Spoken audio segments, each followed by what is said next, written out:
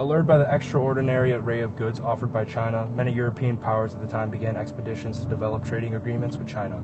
First came Portugal, then Spain, the Dutch, and eventually the British. These agreements provided many benefits for each respective country, exchanging goods such as tea, porcelain, and silk that couldn't be produced within their geography for exchange in silver. European powers, specifically Great Britain, became heavily reliant on these products and began to recognize in their mind the unequal exchanges occurring. As a way to rebalance their deficits, Britain began to smuggle opium into China, causing widespread discordance. Amongst civilians and the elite, this eventually led China's attempted governmental intervention by official Li Jingsu. Display of destroying 20,000 chests of opium in Canton. Outraged by the loss and disrespect, the British retaliated with their own display of military intervention on Chinese soil, leading to the First Opium War. The swift and superior technology possessed by the European power quickly overwhelmed and subjected China into signing the Treaty of Nanjing in 1842, leading to the First Opium War and creating what was known as the Century of Humiliation. The details of this treaty signed by China forced them to pay great indemnities for the losses Britain incurred, plus territorial rights to ports they had previously agreed to trade. The islands of Hong Kong were seized by the British. This conflict revealed the weakness that the Qing state military had, along with technological deficiencies within warfare, resulting into their subjugation to European powers.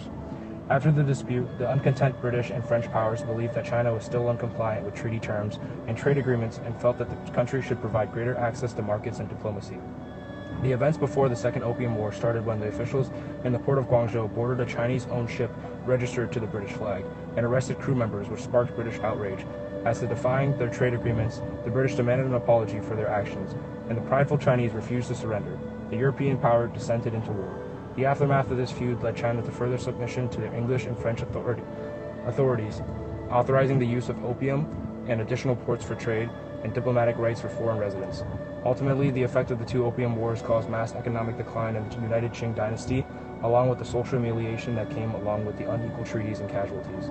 The sentiment of humiliation has lived in the minds of the Chinese for centuries, arising in leaders such as Deng Xiaoping and Xi Jinping through their tenure. As modern China approaches economic prosperity and takes its place as a major world power, again, some U.S. leaders such as the Secretary of State Marco Rubio has compared the fentanyl crisis to the opium wars because both involved one nation being harmed by addictive drugs linked to another country's economic and geopolitical interests.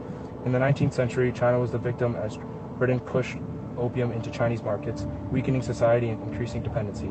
Today, some argue the roles are reversed. The United States is the country struggling with mass addiction, while China is seen as a key source of precursor chemicals used by cartels to produce fentanyl. Although the situations are not identical, the comparison reflects a belief that China now holds leverage similar to what Western powers once used against China, highlighting concerns about exploitation and vulnerabilities.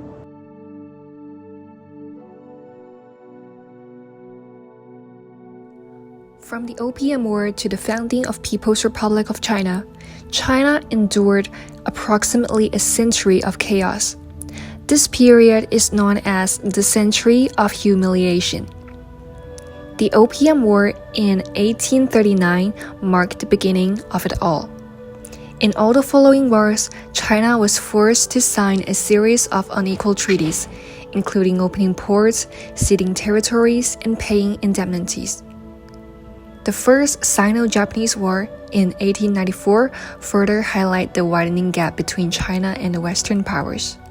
Then, the Eight-Nation Alliance invaded Beijing in 1900, marking the complete trampling of national sovereignty. Later in 1940s, the Second Sino-Japanese War inflicted immense destruction and suffering upon the entire society. The emphasis here isn't on the sheer tragedy of these events themselves, but rather this continuous century of defeat and humiliation profoundly shaped the trajectory of China's subsequent national development. After 1949, the Chinese start to rethink. Why had they fallen behind?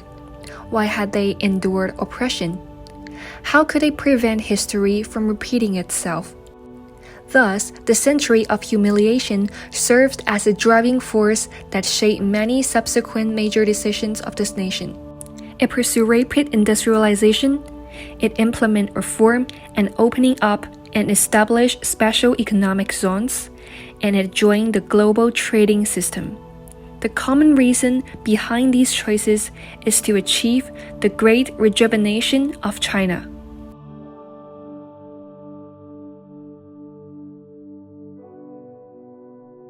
Deng Xiaoping's Special Economic Zone (SEZ) policy of 1980 marked a pivotal transformation in China's economic direction and stood in sharp contrast to the European spheres of influence that had shaped China's earlier encounters with globalization. During the 19th century and early 20th centuries, European powers and Japan imposed spheres of influence on China through unequal treaties and military coercion. These foreign controlled zones stripped China of tariff autonomy, legal authority, and territorial integrity, allowing outsiders to dominate trade and extra wealth. The experience left a lasting national trauma and fostered a deep commitment within China to avoid ever being economically or politically subordinate to foreign powers. In contrast, Deng's establishment of Deng's SEZs was a strategic choice made by a fully sovereign state seeking modernization on its own. The SEZs, most notably Shenzhen, were designed as controlled laboratories for market-oriented reform, foreign investment, and export-led industrialization. Instead of foreign governments dictating the rules, China invited foreign capital while retaining strict state authority over land, labor, regulations, and long-term planning. The SECs offer tax incentives, flexible business policies, and access to global markets, but the Chinese set the boundaries of participation. This shift marked China's move from being a passive subject of global economic forces to an active planner and shaper of its integration into the world economy. Although SEZs created challenges such as regional inequality, labor exploitation, and growing dependence on global supply chains, they ultimately became the engine of China's rise as a manufacturing superpower. The consequences of Deng's SEZ reform extended far beyond China's borders and have significantly shaped contemporary America.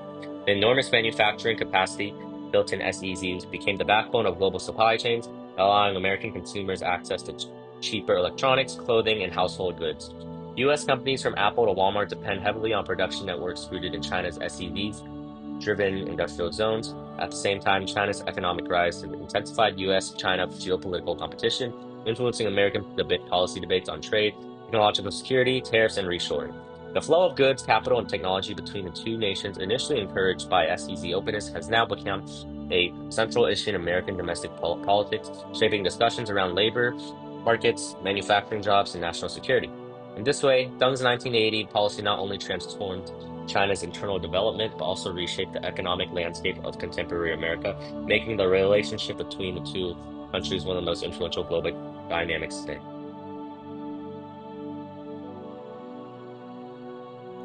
Modern China's relationship with the United States is shaped by deep economic ties, but also growing strategic rivalry, and it reflects how dramatically China's leverage has changed since the Century of Humiliation. A key example is the Belt and Road Initiative, launched by Xi Jinping in 2013. Xi deliberately describes the BRI as a new Silk Road, invoking China's ancient trade routes that once connected East Asia to Central Asia, the Middle East, and Europe. Like the Silk Road, the BRI aims to move goods, people, and ideas across continents, but instead of caravans and camel trains, China built high-speed rail, ports, fiber optic cables, pipelines, and industrial zones. Analysis described this language as revisionist or even revisionist, because Xi frames the BRI as part of China's national rejuvenation, a project to restore the global influence China had before the Century of Humiliation. According to Xi, the BRI symbolizes China's return to centrality in world affairs, reversing a past where foreign powers once divided the country into spheres of influence. The rise of the BRI forced the United States to rethink its global investment strategy.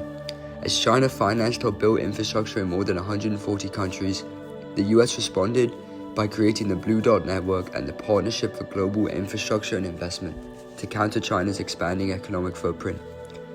This marks a major shift in American policy the past 20 years. Trade tensions also revealed China's new leverage.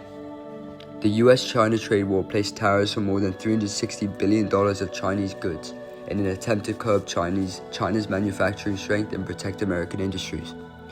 But China remains central to global supply chains for electronics, rare earths, pharmaceuticals, and batteries. It retaliated with its own tariffs and accelerated domestic technological development through programs like Made in China 2025. All of this highlights a dramatic reversal from the 19th century. During the Century of Humiliation, China was economically weak, vulnerable to foreign coercion, and unable to control its trade. Today, it's the world's largest exporter, a major lender to developing countries, and a global infrastructure builder which has shaped policy choices in Washington.